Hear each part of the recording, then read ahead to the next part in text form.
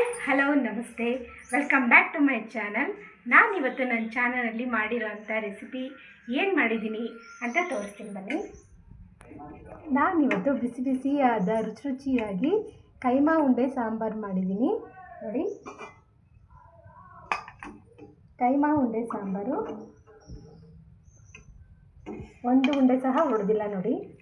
ಈ ರೀತಿ ಕೈಮಾ ಉಂಡೆ ಸಾಂಬಾರು ನೀವು ಸಹ ನಿಮ್ಮ ಮನೆಯಲ್ಲಿ ಮಾಡ್ಕೋಬೇಕು ಅಂತ ಹೇಳಿದ್ರೆ ನಾನು ಯಾವ ರೀತಿ ಮಾಡಿದೆ ಅನ್ನೋದನ್ನು ನೀವು ಸಹ ನನ್ನ ವಿಡಿಯೋನ ಸಬ್ಸ್ಕ್ರೈಬ್ ಮಾಡಿಕೊಂಡು ನೋಡ್ಕೊಬನ್ನಿ.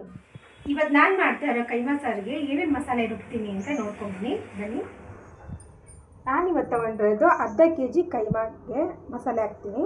ಅರ್ಧ ಕೆ ಜಿ ಕೈಮಾ ಉಂಡೆ ಸಾಂಬಾರಿಗೆ ಒಂದು ದಪ್ಪದ ಈರುಳ್ಳಿ, ಒಂದು ಟೊಮೊಟೊ, ಸ್ವಲ್ಪ ಕಾಯಿ, ಮತ್ತು ಕೊತ್ತಂಬರಿ ಸೊಪ್ಪು, ಪುದೀನ ಸೊಪ್ಪು, ಚಕ್ಕೆ ಲವಂಗ ಎಲ್ಲ ಸ್ವಲ್ಪ ತಗೊಳ್ಳಿ. ಅರ್ಧ ಸ್ಪೂನು ಮೆಣಸು ತೊಗೊಂಡಿದ್ದೀನಿ, ಶುಂಠಿ 1 ಇಂಚು, 1 ಗೆಡ್ಡೆ ಬೆಳ್ಳುಳ್ಳಿ ತೊಗೊಂಡಿದ್ದೀನಿ. ಇಷ್ಟು ಇವಾಗ ರುಬ್ಬಕ್ಕೆ ಹಾಕೋಣ. ಜಾರ್ಗೆ ಫಸ್ಟು ಸ್ವಲ್ಪ ಕಾಯಿ ತುರಿನ ಫಸ್ಟು ಪುಡಿ ಮಾಡ್ಕೊಳ್ಳೋಣ.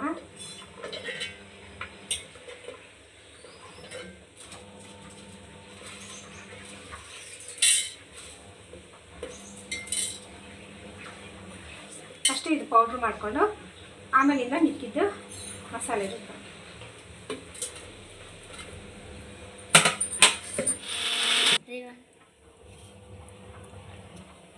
ಕಾಯಿ ಸ್ವಲ್ಪ ಪೌಡ್ರ್ ಮಾಡ್ಕೊಂಡ್ಮೇಲೆ ಮಿಕ್ಕಿದ ಮಸಾಲೆ ಎಲ್ಲ ಸೇರಿಸಿ ರುಬ್ಬೋಣ.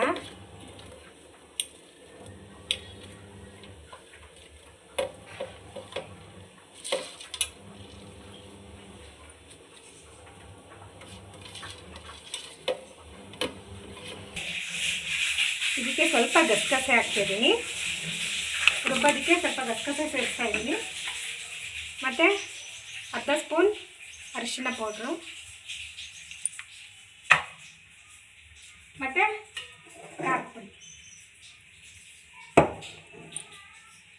ಖಾರದ ಪುಡಿ ನಿಮಗೆ ಎಷ್ಟು ಬೇಕು ಅಂತ ನೋಡಿಕೊಂಡು ಸೇರಿಸ್ಕೊಂಡು ಒಟ್ಟಿಗೆ ರುಬ್ಕೊತೀನಿ. ಸ್ವಲ್ಪ ಧನಿಯಾ ಪುಡಿ ಸೇರಿಸ್ಕೊಂಡಿದ್ದೀನಿ. ಇಲ್ಲಿ ಎಲ್ಲ ಮಸಾಲೆನ ಹಾಕ್ಕೊಂಡಿದ್ದೀನಿ. ಇವಾಗ ಖಾರದ ಪುಡಿ ಎಲ್ಲ ಸೇರಿಸ್ಕೊಂಡಿದ್ದೀನಿ. ಇದನ್ನು ರುಬ್ಕೊಬರೋಣ ಈಗ. ಇವಾಗ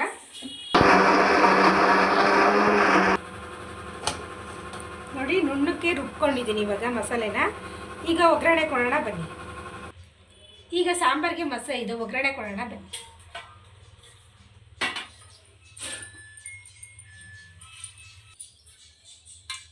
ಸ್ವಲ್ಪ ಎಣ್ಣೆ ಹಾಕೋತಾ ಇದ್ದೀನಿ, ಒಂದು 3 ಸ್ಪೂನಷ್ಟು ಎಣ್ಣೆ.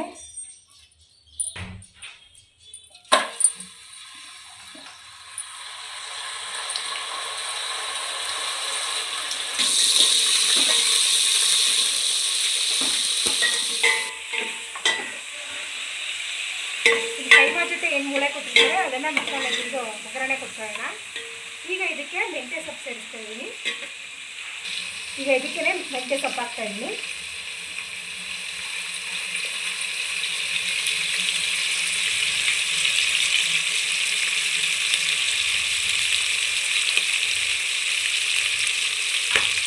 ಸ್ವಲ್ಪ ಅರಶಿನ ಹಾಕ್ತಾಯಿದ್ದೀನಿ.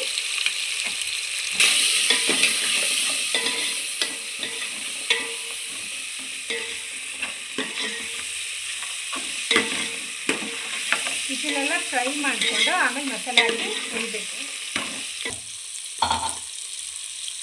ಹುರಿದಾಗಿದೆ. ಇದನ್ನ ಇವಾಗ ಮಸಾಲೆ ಸೇರಿಸೋಣ. ಹುರಿದಿರೋ ಮಸಾಲೆ ಹಾಕ್ಬಿಟ್ಟು ಸ್ವಲ್ಪ ಚೆನ್ನಾಗಿ ಮಾಡಿಸ್ಕೊಬೇಕು. ಮಸಾಲೆನ ಎಣ್ಣೆಯಲ್ಲಿ ಫ್ರೈ ಮಾಡ್ಕೊತೀನಿ. ಸ್ವಲ್ಪ ಮಸಾಲೆ ಚೆನ್ನಾಗಿ ಹುರ್ಕೊಂಡಿದೆ. ಇವಾಗ ನೀರು ಸೇರಿಸೋಣ. ಮಸಾಲೆ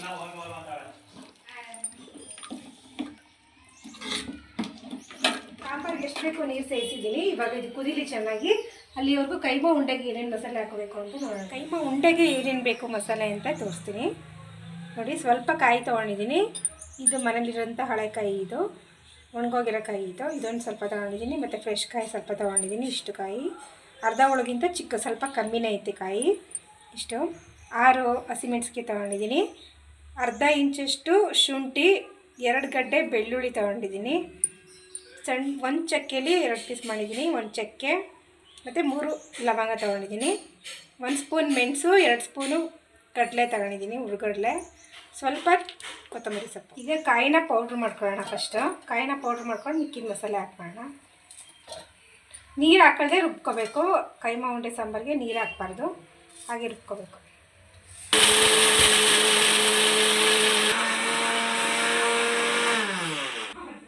ಈಗ ಮಿಕ್ಕಿದ ಮಸಾಲೆ ಎಲ್ಲ ಹಾಕೋಣ.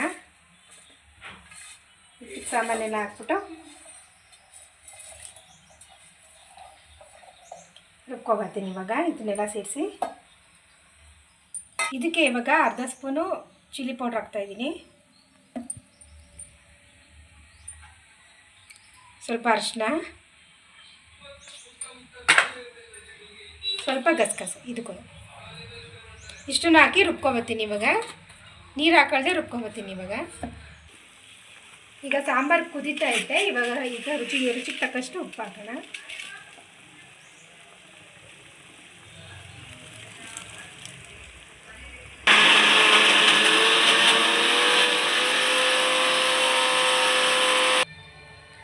ಕೈಮಾ ಉಂಡೆ ಮಸಾಲೆಗೆ ನೋಡಿ ಉಪ್ಪು ಹಾಕೋದು ಮರ್ತ್ಬಿಟ್ಟಿದೆ. ನಾನು ಉಪ್ಪು ಸೇರಿಸ್ಬಿಟ್ಟು ರುಬ್ತಾ ಇದ್ದೀನಿ.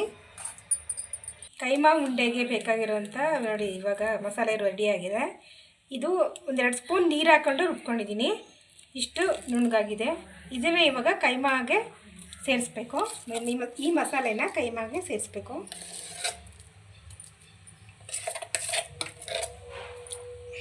ಇಲ್ಲಿ ರುಬ್ಬಿರೋ ಮಸಾಲೆನ ತಟ್ಟೆಗೆ ಹಾಕ್ಕೊಂಡಿದ್ದೀನಿ.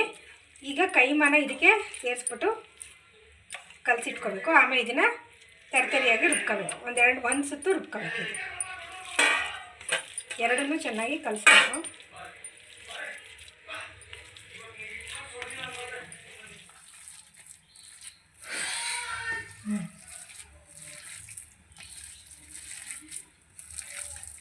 ಈ ರೀತಿ ಚೆನ್ನಾಗಿ ಮಸಾಲೆ ಮತ್ತು ಕೈಮಾ ಎರಡು ಹೊಂದ್ಕೋಬೇಕು. ಆ ರೀತಿ ಚೆನ್ನಾಗಿ ಕಲಸಿ ಆಮೇಲಿಂದ ಮಿಕ್ಸಿಲಿ ಒಂದು ರೌಂಡ್ ರುಬ್ಕೋಬೇಕು.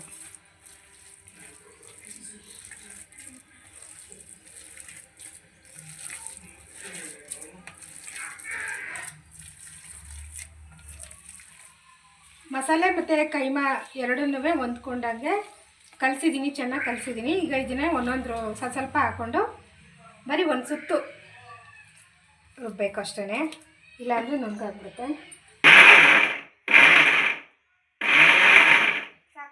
ನೋಡಿ ಒಂದು ಸುತ್ತು ಸುತ್ಕೋಬೇಕು ಅಷ್ಟೇ. ಅದೇ ರೀತಿ ಎಲ್ಲವನ್ನು ರುಬ್ಕೊಂಡು ಇಟ್ಕೋಬೇಕು. ನೋಡಿ ಈ ರೀತಿ ಒಂದು ಸುತ್ತು ಸುತ್ತಿಸ್ಕೊಂಡು ಎಲ್ಲನೂ ರೆಡಿ ಮಾಡಿ ಇಟ್ಕೊಂಡಿದ್ದೀನಿ ಕೈಮಾನ. ಈಗ ಇದನ್ನು ಉಂಡೆ ಕಟ್ಕೊಳ್ಳೋಣ. ಚಿಕ್ಕ ಚಿಕ್ಕ ಉಂಡೆ ಕಟ್ಕೊಂಡು ಸಾರ್ಗೆ ಹಾಕೋಣ.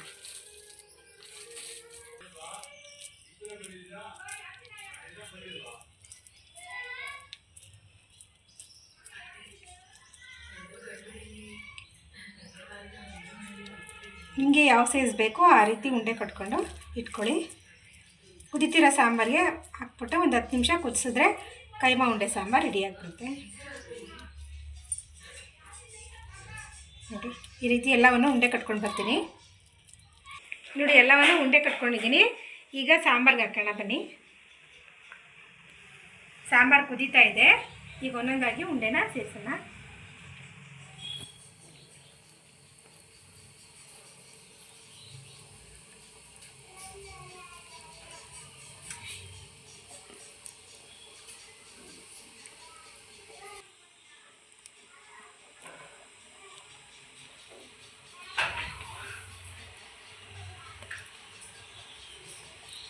ಉಂಡೆ ಹಾಕಿ ಒಂದು 10 ನಿಮಿಷ ಕುದಿಸ್ಕೊಂಡ್ರೆ ಮೀಡಿಯಮ್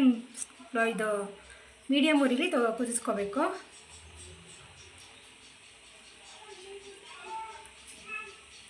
ಒಂದು 5 ನಿಮಿಷ ಇದು ಕುದಿಲಿ, ಆಮೇಲೆ ತೋರಿಸ್ತೀನಿ. ನಿಮಿಷ ಆಗೈತೆ. ಇವಾಗ ಹೆಂಗೆ ಬಿದ್ದೈತೆ ಅಂತ ನೋಡೋಣ. ಕೈಮಾ ಸಾಂಬಾರು ನೋಡಿ, ಕೈಮಾ ಸಾಂಬಾರು ಎಲ್ಲ ಕುದ್ದು ಕೈಮಾಗಳೆಲ್ಲ ಮೇಲೆ ಬಂದೈತೆ. ಈಗ ರೆಡಿಯಾಗಿದೆ. ಕೈಮಾ ಸಾಂಬಾರು ರೆಡಿಯಾಗಿದೆ. ಬಿಸಿ ಬಿಸಿ ಮುದ್ದೆಗೆ, ಅನ್ನಕ್ಕೆ ಎಲ್ಲದಕ್ಕೂ ಸಹ ತಿನ್ಬೋದು. ರುಚಿಯಾದ ಕೈಮಾ ಸಾಂಬಾರು ರೆಡಿ.